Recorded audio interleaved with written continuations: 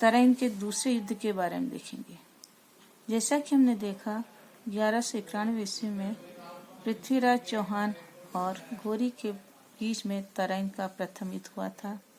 इस युद्ध में मोहम्मद घोरी बुरी तरह पराजित हुआ और घायल हुआ और युद्ध क्षेत्र से उसके सैनिक उसे निकाल करके ले गए घायल अवस्था में।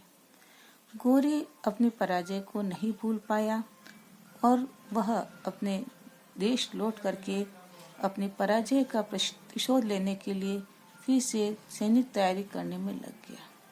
वहीं दूसरी ओर पृथ्वीराज चौहान, जो दिल्ली और अजमेर का शासक था, अपनी पहली सफलता से शत्रु के प्रति असावधान हो गया और भोग विलास में डूब गया तथा उसने सैनिक तैयारियों की ओर कोई ध्यान नहीं दिया, राज्य की सुरक्षा, सीमा की सुरक्षा की ओर भी ध्यान नहीं दिया, अपनी शत्रु के प्रति वह सावधान नहीं रहा और भोग विलास में डूब गया।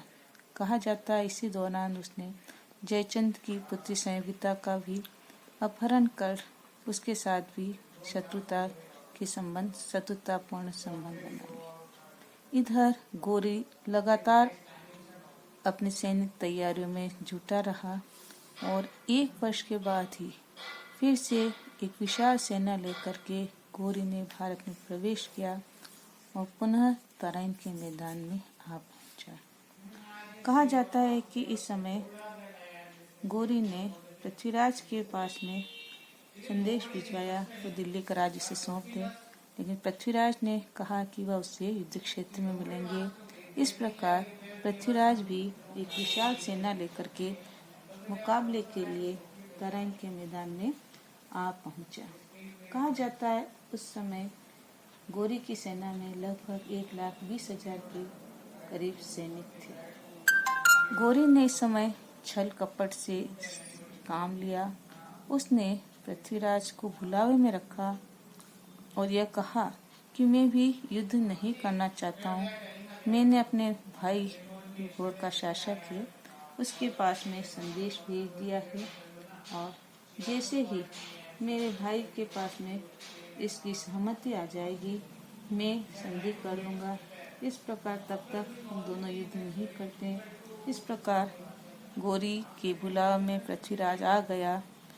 इधर घोरी ने छल कपट से अपनी सैनिक तैयारी जारी रखी और उसने गुप्त रूप से अपनी सेना के विभिन्न टुकड़ों को चारों ओर से पृथ्वीराज की असावधान सेना के पीछे रात्रि में ही भेज दिया और घेर लिया तथा प्रातःकाल उसने और इस बुलावे में रखने के लिए रात भर उसके सैनिक अपने खेमे में जो है लकड़ियाँ जलाते रहे, जिससे ये आभास होता रहे शत्रु सेना को कि तुर्की सेना अभी खेमे में है। इधर प्रातःकाल पृथ्वीराज जो है जो शत्रु की गतिविधियों से अब सावधान था, उसने विश्वासघात करते हुए प्रातःकाल सुबह होते होते ही राजपूती सेना के ऊपर अचानक आक्रमण कर दिया।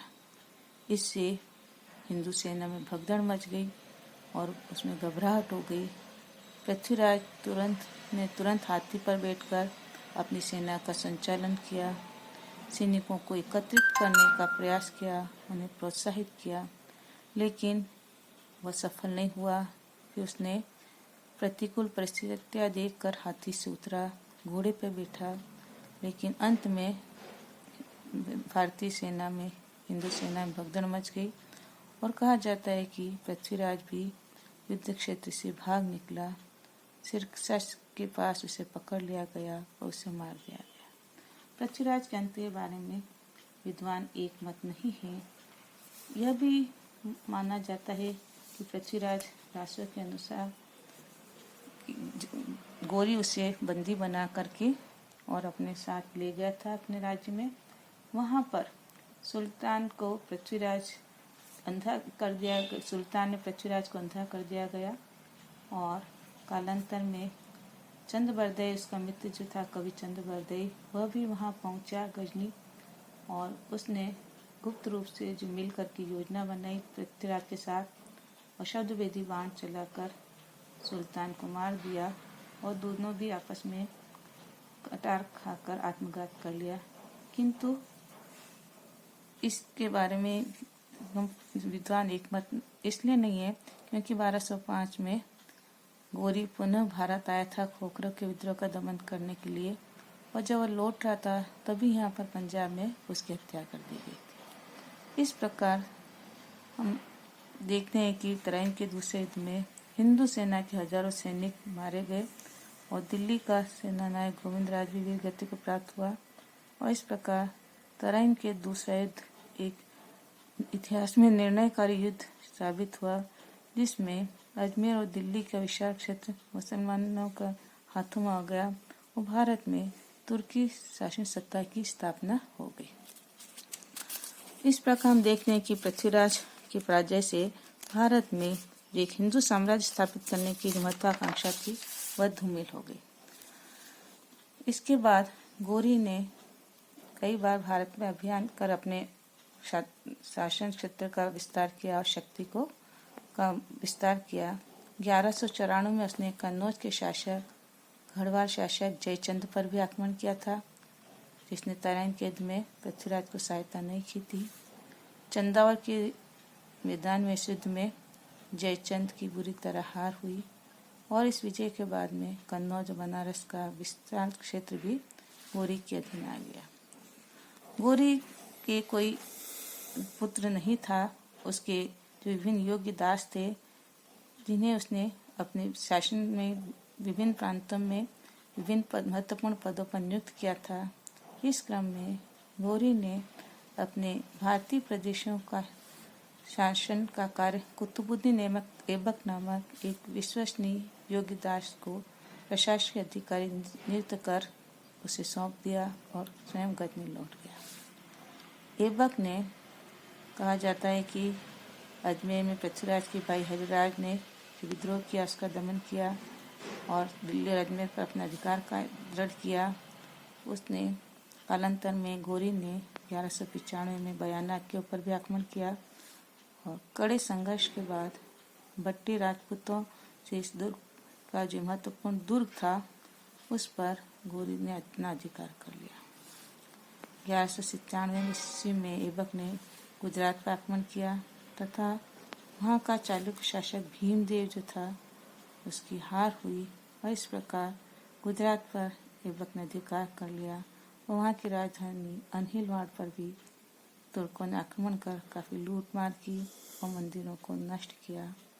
लेकिन इसके लौटने के बाद अनहिलवाड़ और कुछ क्षेत्र पर भीमदेव ने फिर से अपना अधिकार किया।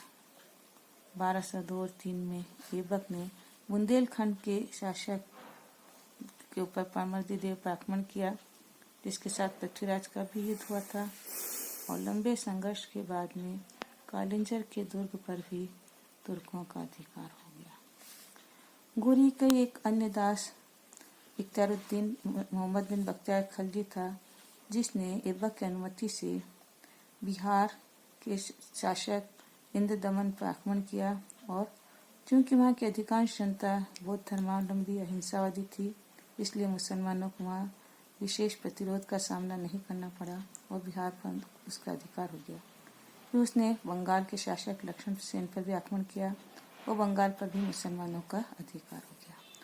1205 ईस्वी में खारिज्मी के शाह से युद्ध में गौरी परास्त हो गया था और उसकी पराजय से भारत में भी विद्रोह उत्पन्न हुए थे, जिसे दबाने के लिए वो पंजाब में आया और यहाँ के खोखरों के विद्रोह को दबाया और जब वापस लौट रहा था वहीं 1206 में खोखरों ने उसका वध कर दिया था। इस प्रकार गौरी ने भारत में तुर्की साम्राज्य की नींव डाली और एक मुस्लिम साम्राज्य की स्थापना की। धन्यवाद।